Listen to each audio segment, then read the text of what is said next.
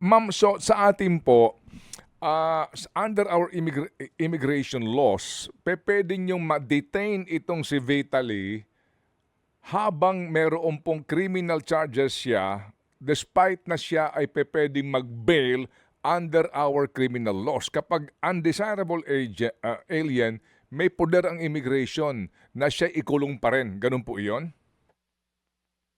Yung mga cases tayo ng ganyan na may criminal case, nag-bail, pwede nating kunin, damputin because ihiwalay yung immigration case niya from the court case. Ma'am, para mas klaro ha, opo.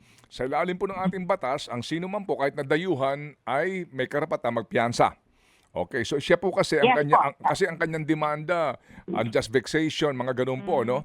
Oo, mga umano'y tangkang pagnanakaw, etc. So, yan po bailable offense. Alright. So, itong si Vitaly ngayon, considered na ito as undesirable alien. Meron na ho ba itong BI resolution? Wala pa po, kakafile lang po, katatapos lang po ng inquest kahapon.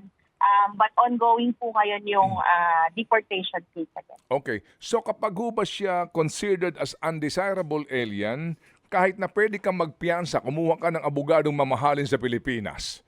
Oo. Pero under our immigration laws, pwede mo pa rin siyang i-detain habang meron siyang kaso. Hindi siya pwedeng kasi baka nakapagpiyansa yan, nangiinis pa.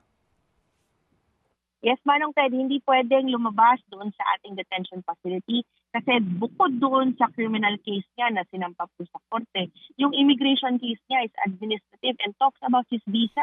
Kung siya po ay considered as undesirable alien, hindi pwedeng pakalat-kalat siya. So nandoon siya sa ating facility po in Cavite. Okay, sige. That will pacify my curiosity. Ma'am Dana, kasi ang hirap niya baka kasi makapagpiyansa pa yan at habang may piyansa, nanggugulo pa rin sa atin, no? Importante po, hawak niyo siya pag may hearing siya, saka na siya lalabas.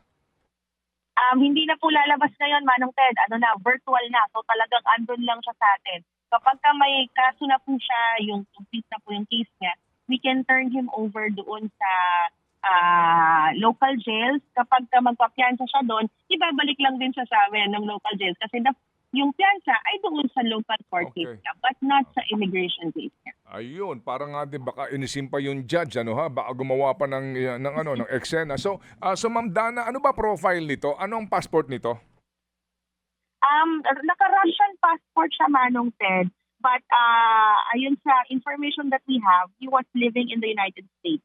Parang yung nanay niya is American citizen. When we looked at his history doon sa mga sa research natin, nakita natin na parang ganito talaga yung mga ginagawa niya, yung trip niya sa buhay. Ganito yung ginagawa niya in other countries na he would go to countries and commit these crimes. We can call these crimes yung pangiinis niya na ganyan. Kasi talagang naninira, nag-trespass, nagnanakaw, nananakit, may verbal abuse. So these are really crimes and he is recording this.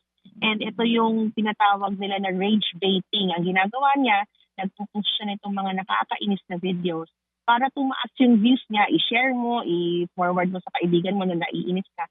Pero at the same time, dahil naiinis ka, pinapanood mo, tumataas yung views niya at kumikita siya doon sa YouTube account niya.